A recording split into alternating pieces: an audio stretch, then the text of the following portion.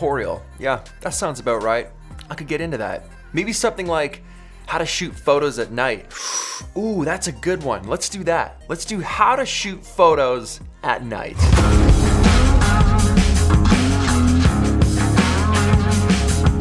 What's up, everybody? Peter McKinnon here, and today we're talking about how to shoot photos at night. And no, it's not as scary as you think it is. Now, you see, for a lot of photographers, and myself included, this is something that I struggle with. The second the sun goes down and it's nighttime, photography ends for me. That's it.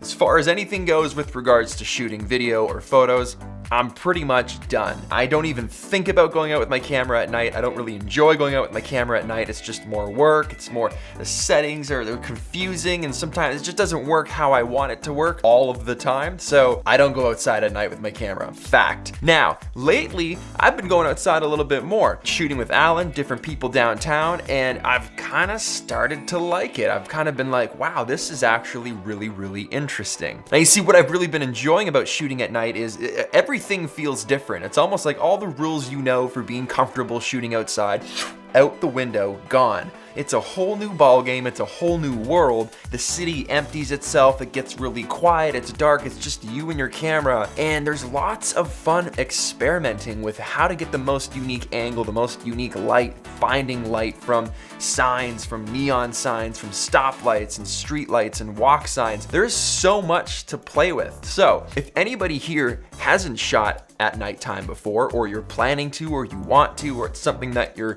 kind of unfamiliar with, watch this video and then go try it. Test yourself, try it, have a good time. That's what this art form's about. But I wanted to start with that message just in case you're someone that's like me and you're like, I don't do that. All right, so let's just get started. There's some stuff you're gonna need. You don't have to buy everything on this list, but there are some things that are gonna make your life a lot easier if you're planning to set out to get some nighttime shots. One being a tripod. Now, that's pretty self-explanatory. Everyone should have one of these at this point.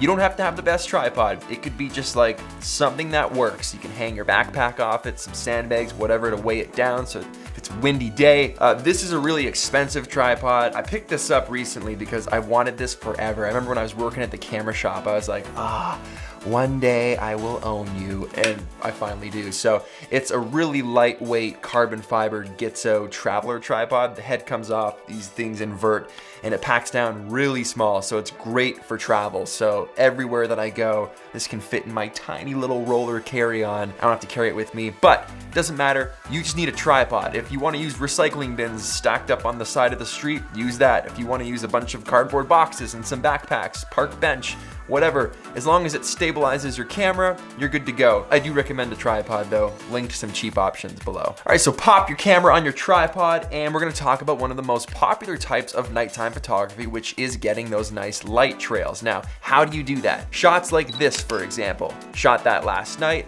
A lot of people ask me, how do you get those nice trails, those beams of light blasting through the photo? And usually when I show people how to do it that don't know, they're like, wow, I had no idea it was that easy. And it is that easy. So picture it like this. We're gonna take a photo, a car is gonna drive through the frame, we're gonna try and snap that photo and get that car right in the center. You got a nice fast shutter speed, everything's good, that car drives through, good, nice and sharp, looks amazing. Now what happens if we open that shutter for 2 seconds, that car drives through, and then the shutter closes? You're gonna get some blur. Now, if you're hand holding that, you can't hold the camera physically steady for 2 seconds without some sort of image blur. That's why we're putting this on a tripod. So now picture this. Camera's on the tripod, ready to go. We've got a 2-second shutter. It's really dark outside. That car drives through our frame. We expose the photo, it opens the shutter for 2 seconds, that car drives through, you get those nice red taillights going all the way through your frame, it closes, that's what's creating that light streak. Now, depending on how intense you want that light streak to be, how faint, how much of it, that's gonna be affected by how long your shutter speed, exposure time is, and the aperture. So typically when I'm shooting photos like this, I'll shoot manual. I'll start with my shutter speed around 2 seconds, and I'll try to make my aperture around f9. So not much light is coming through there because I'm letting tons of it in by having that shutter open for 2 seconds. seconds. Now, if I don't get enough of a light trail, I might have it open for 3 seconds, or maybe I'll only have it open for 1.5 seconds. But you play around with those different settings, kind of going back and forth, and that's what's gonna get you that nice light trail photo. It looks great with lots of traffic. It looks great when you get a winding road because those lights just wind all the way down. Now, on that same note, if we're on a tripod still, we can talk about reflections. So here is a shot of the city. That's the skyline. Now, the water was really calm the other night because there was no wind at all. So the reflections off that water looked so good. Now, if you just went over and snapped a quick photo of that, you could probably pump the ISO up and get your shutter speed around like 1/80th and shoot with a fast lens, like something that's 1.4 or 1.8 or 2.8. That means the aperture is really wide open, letting lots of light in, but that reflection wouldn't look as glossy and smooth and incredible than if you put it on a tripod and did a long exposure. When you put it on a tripod and do a long exposure, you're getting a really nice smooth reflection over that water, and you're getting shots like this. Now, that shot specifically, that was exposed for 25 seconds. So I actually had that shutter open for 25 seconds, and I had my aperture stopped down to like f16, so almost no light was coming through that aperture, but the shutter was open for a very long time. Water break. I put a lemon in it today. Woohoo. Fun. Another thing that's gonna help you if you're shooting on a tripod and doing long exposures is a remote. Now, a lot of people say, why do you use a remote if you're not doing time-lapse stuff? Sometimes the act of pushing the shutter button itself can actually move the camera, and that can introduce camera shake, image blur. So to avoid that, we're plugging in a remote. When we're ready for our frame, we just hit the button here. The camera's not moving at all. Guaranteed not to get any camera shake with that. So this is a great option. Now, full disclosure, I didn't use this last night, but that's not to say I don't use it at all. This is something that lives in my camera bag, and I use a remote to trip the shutter all the time. Sometimes if it's too hard to get to the camera, or if I want to make sure I'm not getting any blur at all, I'll use a remote. Now, if you've ever seen a Hollywood movie, pay attention to how the ground looks if they're shooting a scene at night. You'll almost never see a dry road. They always spray the roads down, so the concrete, the asphalt, any of that is all really rich and contrasty and glistening from being wet when the lights hit them. So for instance, when we were shooting this night, it wasn't raining, it wasn't wet at all, it just didn't look great. Now, one of the benefits of everything being wet is you get great puddles, so you can look for reflections, but everything's bone dry, there's no reflection. So I brought my own water bottle. I found the frame that I wanted. I soaked the road in front of that frame so I could get some reflection of all of the lights because it's nighttime and everything looks great. And I shot through that reflection that I created myself. So don't be afraid to kind of mess around and be creative with that kind of stuff.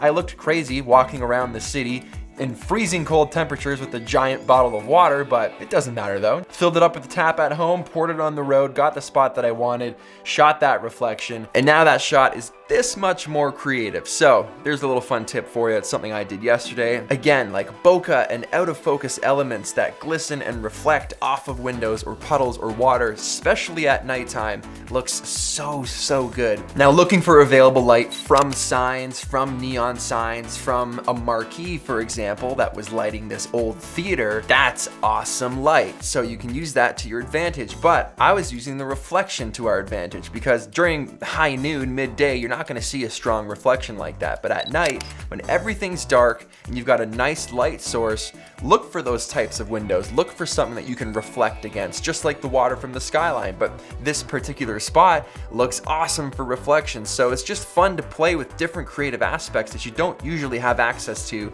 when you're shooting midday. Now, a lot of times you might find yourself shooting somewhere where you need a little more light. Some rim light behind someone would look great, or just adding some kind of flare or a little bit of color really helps. So a lot of people bring their own lights. I don't want to carry around a massive light with me because that just sucks and takes all the fun out of it. But you can get little things like this that's called a Lume Cube.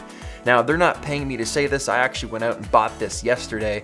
I'm not even sure how amazing it is yet because I haven't really used it all that much. But what I know is it's super bright, has 10 brightness settings. You can control it with your phone, but it's an LED. So I'm able to bring this with me, screw mount it to the bottom of a GorillaPod or a tripod, wrap that around a railing somewhere, mount it to anything, and then I have a really bright light that I can use as a backlight, a rim light. I can use it to bounce against a ceiling, cast more blue light over these types of photos. Here it is here. Look, 1, 2, 3, 4, 5, 6, 7, 8, 9, 10. 10 brightness settings. So this thing goes, and then what you can do, which is super cool, is you can get different gels for it.